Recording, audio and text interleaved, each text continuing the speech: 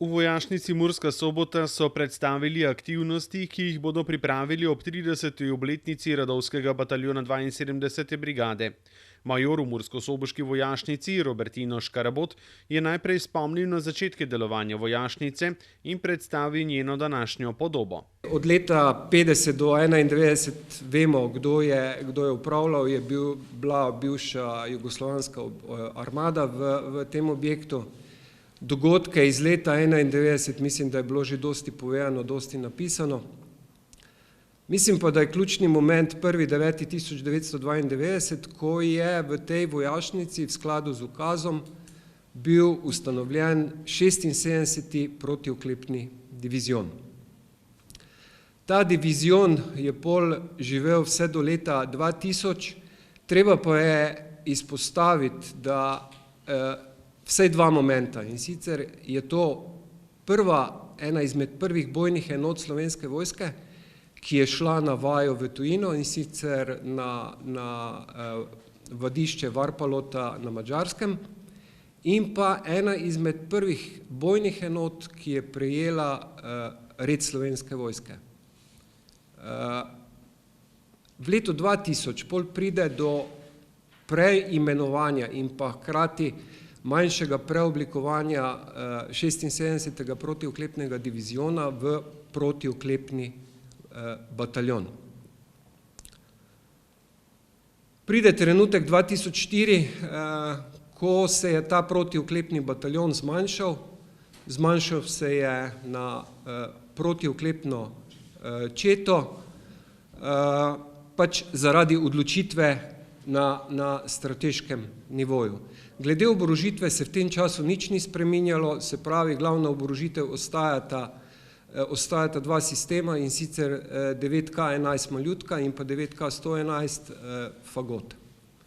Protioklepna četa živi vse do leta 2007, ko s preoblikovanjem določenih enot Slovenske vojske pride do ukinitve te protioklepne čete. Se pravi, v vojašnici Murska Sobota, če povemo tak en poetični izraz, ne diši več po protioklepu. V času od 2007 do 2013 so tu različne enote, in sicer prostovoljno služenje, učna enota za prostovoljno služenje vojaškega roka, v vojašnici tudi avtošola, pol enote 74. motoriziranega bataljona, nekaj časa tudi vojaška zdravstvena enota, tako da enote so se nekako menjavale, stalnica je edino enota vojašnice, ki skrbi za vojašnico, in pa prostore zaradi prostorske stiske dobi tudi štab civilne zaščite za Pomurje oziroma zaščita in reševanje, ki takrat pridobi to skladišče, mimo katerega ste šli, ko ste šli v vojašnico, in pa nadstrešnico. In vse do danes je v njihovem upravljanju tudi to skladišče in pa nadstrešnica. Zgodi se preoblikovanje v letu 2013 in pa formiranje Rodovskega bataljona. V letu 2013, mislim, da je bil mesec april ali maj, je tu na novo formirano poveljstvo Rodovskega bataljona, ki deluje še danes, enota vojašnice, ki je itak cel čas, na novo ustanovljena protioklepna četa z novim sistemom Spike, kot je že bilo povedano, 74. pehotni polk nekaj časa, ena četa, in pa kasneje, ko ta četa odide v Maribor, pride 3. pehotna četa 20. pehotnega polka, ki pa je tudi že pred, mislim, da 2-3 leta nazaj šla nazaj v matično enoto, se pravi v 20. pehotni polk, v vojašnico Franz Rozman Stane v Celju. Ključen moment je lansko leto, spet začetek usposabljanja prostovoljnega služenja vojaškega roka. V vojašnici je oblikovana ena izmed skupin, ki se ukvarja s tem prostovoljnim služenjem vojaškega roka.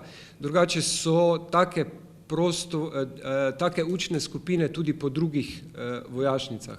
Govorim o Vipavi, Bohinjski Beli in pa še v drugih vojašnicah, mislim, da tudi v Novem mestu. Trenutno se v vojašnici Murska Sobota nahaja poveljstvo Rodovskega bataljona, protioklepna četa, Evoj, učna skupina za prostovoljno služenje vojaškega roka, pripadniki, ki zagotavljajo, oziroma pripadniki skupine za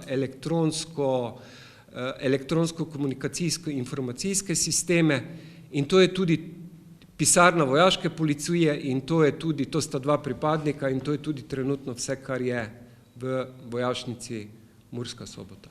Z vojašnico 30. obletnico delovanja praznuje tudi Radovski bataljon 72. brigade, ki ga je podrobneje predstavil poveljnik Matija Skrbinek. Radovski bataljon je dejansko namenjen za bojno podporo brigadnemu nivoju oziroma srednji bataljonski bojni skupini. Torej dejansko, če nakratko povzamem bojno podporo, torej nas pokličejo takrat, ko samo puška ni več dovolj. Torej, ko se rabijo večja sredstva, večjih kalibri, bolj zahtevna tehnika, specialistična znanja, takrat pride na vrsto Radovski bataljon. Zdaj, med naloge, osnovna naloga dejansko bataljona je vzdrževanje in izgradnja radovskih zmogljivosti, torej specialističnih zmogljivosti po teh 8 različnih področjih. Torej, imamo notri četo zračne obrambe, obveščevalno izvidniško četo, RKBO četo, četo vojaške policije, potem protiklepno četo, baterijo za ognjeno podporo, inženirjsko četo in pa četo zvez. Zdaj v samem vojašnici, potem tukaj je še nastanjena enota vojašnice, ki skrbi za delovanje vojašnice in pa logistično oskrbo, potem tudi posredna celega bataljona. Vodilni mursko-soboški vojašnici so predstavili tudi praznovanje 30. obletnice, ki bo, kot se za jubilej spodobi, nekoliko drugačno. Zato smo ravno vzeli to slovesnost malo drugače in smo zastavili na tak način, da se bo dogajala dejansko v gledališki dvorani Murska Sobota in pa dejansko 8.9. ob 19. uri, torej popoldan. Zdaj, uradni datum Radovskega bataljona je 1. september, ampak zaradi zasedenosti ostalih pripadnikov, bom rekel, in tudi ostalih civilnih udeležencev, smo se potem odločili, da bomo ravno zaradi tega zamaknili za 7 dni in je ta datum dejansko malo boljši, ker več gostov lahko pride dejansko, ker ni to namenjeno sem nam, ampak dejansko širši javnosti. Zdaj, povabili smo, zdaj to ni zagotovilo, da bodo dejansko res prišli, ampak zaenkrat iz Slovenske vojske ključni kader, ključno z vsemi bivšimi pripadniki protiklepnega diviziona, ki je takrat začel delovati v vojašnici. Potem predstavniki lokalnih skupnosti, torej vseh 27 občin, politične predstavnike iz našega domicilja, potem sorodne organizacije, torej policija, civilna zaščita, gasilci, predstavnike veteranskih organizacij in ostalih domovinskih organizacij in ne nazadnje tudi predstavnike verskih skupnosti v tem območju. Za govornike bo najprej govor podžupana ali podžupanje, to je še zdaj odvisno od odločitve na sami občini, torej podžupanje gospe Bernarde Ružič ali pa podžupana gospoda Zorana Oblaja. To so še bojo sami odločili. Potem imam govor jaz kot poveljnik Radovskega bataljona in pa slavnostni govornik je pa dejansko prvi poveljnik vojašnice Murska Sobota. Torej poveljnik je bil 92. leta, ki je prevzel takrat vojašnico. To je pa zdaj trenutno upravlja funkcijo direktorja uprave za obrambo v Mariboru, torej gospod Miroslav Ravter. Sam program, sestavni del je kvintet trobil Slovenske vojske, ki je tak nepogrešljiv del vsake naše slovesnosti.